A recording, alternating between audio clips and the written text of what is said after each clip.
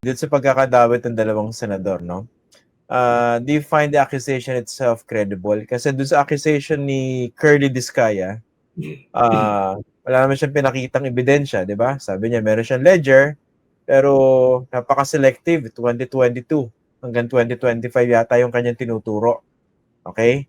Tapos, dito naman dito kay Bryce Hernandez, na mukhang anghel pala, no? Sa pagtumitistigo, pero pag nakita mo yung Yung talo niya sa casino?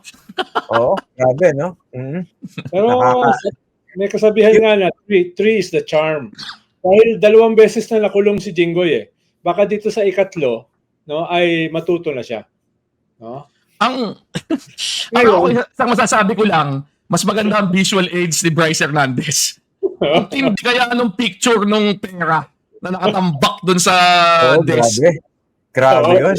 Kasi feeling ko, tinotoss around na for the past few weeks, for the past few months, itong mga figures di ba? 300 million, 600 million. Pero iba pa rin talaga yung makita mo kung ano yung actual na perang pinag-uusapan dito Grabe, di ba? Nakikita ko lang yan sa yung sa mga drug cartel at saka sa yung mga pogo. Di ba? Grabe, bricks ng ng 1,000. Ang tindi, di ba? Talaga. Tapos, siyempre, bukod pa dun sa mga screen cap, yung mga pinicturean niya yung mga text message, di ba? Di ba? Parang, in terms of visual aids, medyo malayo yung Diskaya kahapon dito sa presentation na yung hapon niya. Nakaka-inspire yung kwento ng mga contractor, no? Sipin mo, never in your wildest dreams magkakaroon ka ng mga Richard Mille na mga... Diba, Rags to Riches? Pero ito kanina medyo napaprustrate ako. Wala nagtanong yata as far as I know, no, na kongresista. Hindi mo na pa nagtaka kung bakit disappearing yung message ni Joel Villanueva.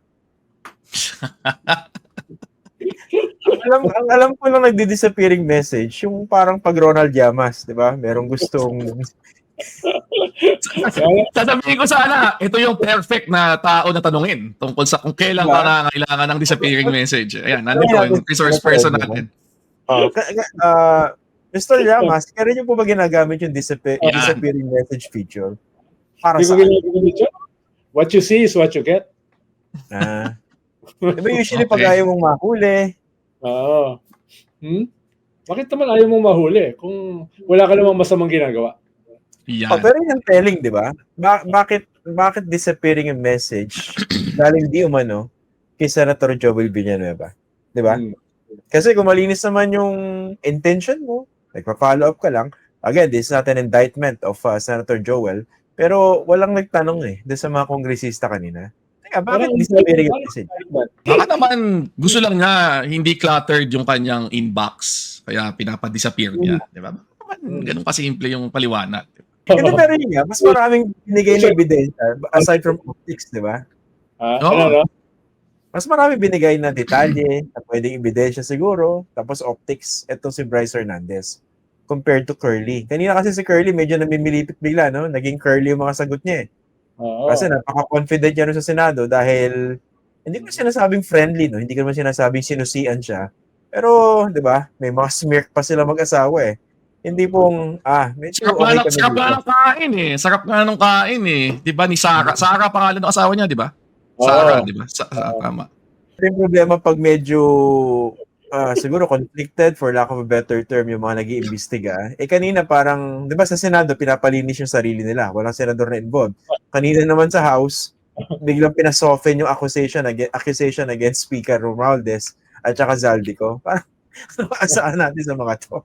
Yung hindi ko sila na-meet personally, di ba? Biglang yun ang linya Narinig ko lang, di ba? Hindi, pero kanina medyo nabakbakan talaga si nabakbakan talaga si Curly kanina. Ako, para sa akin, isa sa mga pinaka-telling yung si Congresswoman Luis Tro ang nagtatanong sa kanya, pinalabas yung graphs, di ba?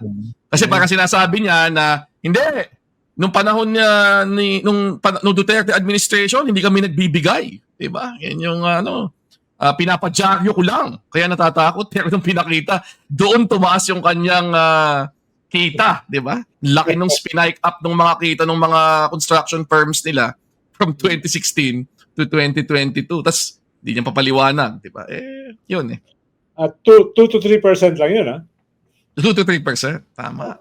Hindi, doon pa lang nasukol na siya no? Kasi sa Senado kahapon, hindi pinursu yun no? 2 to 3% sa dami na sasakyan ninyo. Diba? At saka yung kanina, nagpapaawa siya. Pasensya na po kayo kasi talagang ilang araw na po akong walang tulog. Paano naman po yung mga hindi makatulog pag taas ng baha? Tsaka yung mga hindi makatulog dahil doon sa sangkatutak na nakawan sa flood control projects. Diba? Mas nakakaawa siguro yun. Ako talaga hindi ko ma-imagine kung sino pa ang hindi magagalit after makita mo yun eh. Grabe na kasi talaga. Hindi na lang ito mga, di ba, hindi na to yung parang, di ba, nung panahon ni, nung pumutok yung panahon ni GMA, di ba, yung mga sino to, sila Jun Lusada, di ba, yung mga, di ba, usapan nun, wag naman yung masyadong bubukol. Ito hindi lang sa bumubukol eh. Moderator Green. Parang meron ng pumutok na bulkan eh. Doon sa dibdib eh. Hindi na lang yung bukol eh. Di ba parang yung sa aliens ba? Parang lumabas na sa dibdib na gano'n. Bubulagaan ng gano'n eh. Di ba? Parang sobra na eh. Grabe. Ano ba to, di ba? Tapos, hindi ko naman sinasabing totoo yung screen cap nilang mga disappearing messages, di ba? Pero yung tono pa talaga eh, di ba? Yung entitlement na parang kung totoo yun, 'di ba? Na parang hindi ako lang ako ordinaryong congressman, 'di ba? Dapat parang mas malaki yung nakukuha ko diyan, 'di ba? Na dinidisrespect niyo ako, 'di ba? Tapos parang ito pa yung sa akin. Sila talaga direkta na ikipag-usap, ang tindi naman. 'Di ba?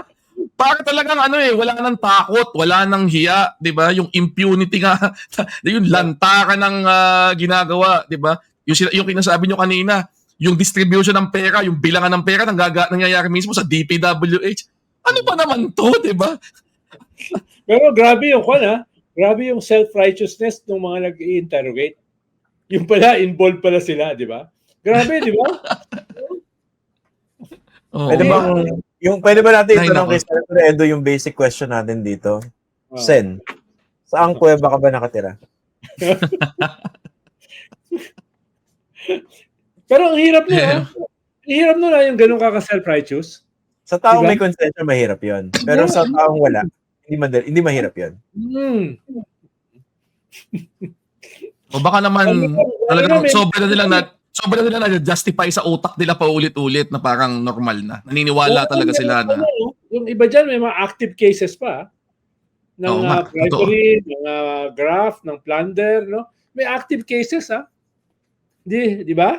Katulad ng dalawang senador. Kaya nga nung tanong ni Christian kanina, nakakagulat ba yon? Hindi. dahil tapos, yung isa nakulong ng dalawang beses. Yung isa, yun nga eh. Yung pa eh. Bali ba, ito nga, nakulong na eh. Nakalusot na kayo before eh. Tapos ito na naman. Di ba? Ano ba naman? Pero imagine mo sila mag-interrogate, ha? Nakakadiri kayo. Di ba?